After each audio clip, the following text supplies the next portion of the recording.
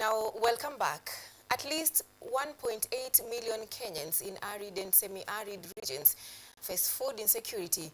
This stark figure was shared today by Principal Secretary in the State Department of Science, Research and Innovation, Abdallah Hussein, during the launch of National Dialogue on Genetically Modified Organisms. Joined by state agencies and leading scientists, he called for the adoption of modern food technologies to boost Kenya's agricultural productivity. Doing it naturally. And let me explain how it all began. For years, the term GMO has stirred more heat than harvest.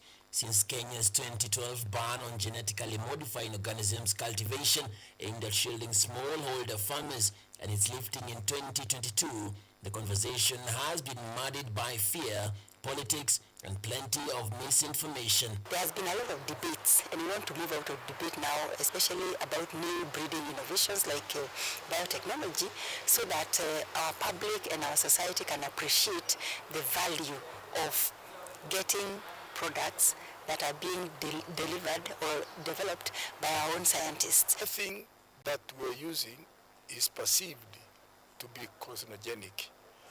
Every program, every crops we eat, sometimes people think it has actually cancer cells in it.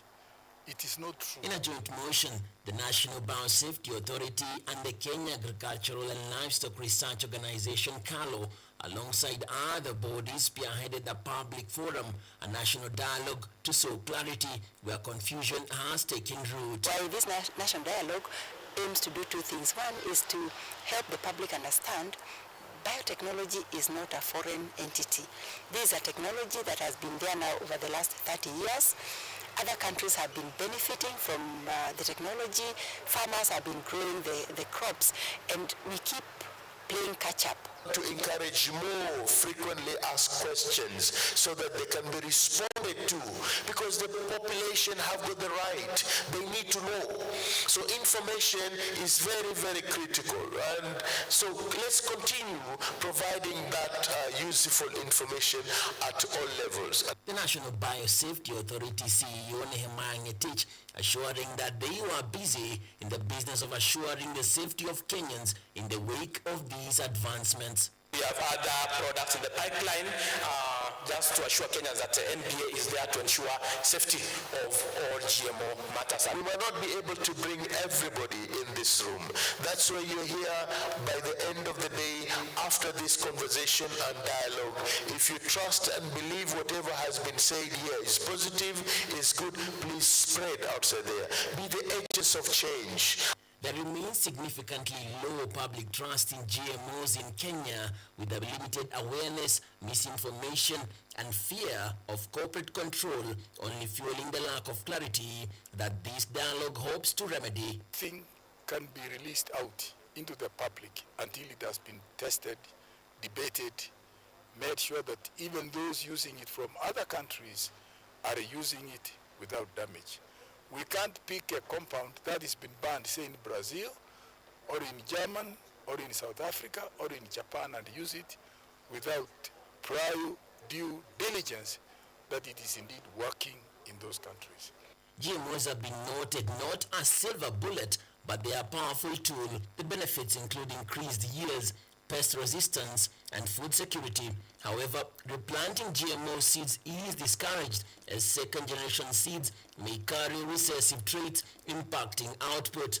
Is really si yale mambo tunasikia kwamba hii ni kitu ambayo inakuja kutumaliza, kuua mpaka mifugo, kuua mpaka binadamu. Ikawa kwamba hii ni mmea ambayo unafanya vizuri sana. Hii mbegu inafanya vizuri. Kwa kitwist mvua ni kidogo. Saa ingine tunapanda mahindi, hatupati kitu. Lakini wakati nilisikia mambo ya pamba, nilianza kupanda pamba mapema. Lakini wakati nilisikia mambo ya MBT, na nikasikia vile iko, nikaenda Busia kuona vile ile ndemo ilikuwa imetengenezwa huko Busia. Nikaona nikirudi acha nilime MBT, na nimekuwa nikilima MBT. Na nimeona paita sana. Despite legal hurdles and a court-ordered suspension, Kenya has already approved BT cotton genetically engineered to resist the devastating bollworm. Trials are also underway for drought-tolerant maize, vitamin A-enriched cassava, and bio-fortified sorghum. And here, today is just a continuation of just what began 2002, 2003, all the way to setting up of National Biosafety Authority around 2008, 2009.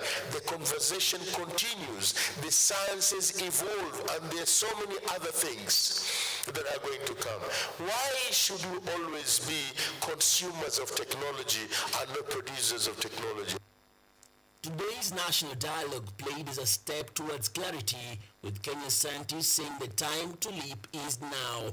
With transparency, sound regulation, and public trust, experts say Kenya is poised to lead the continent in agricultural biotechnology. Can happen actually without doing it naturally.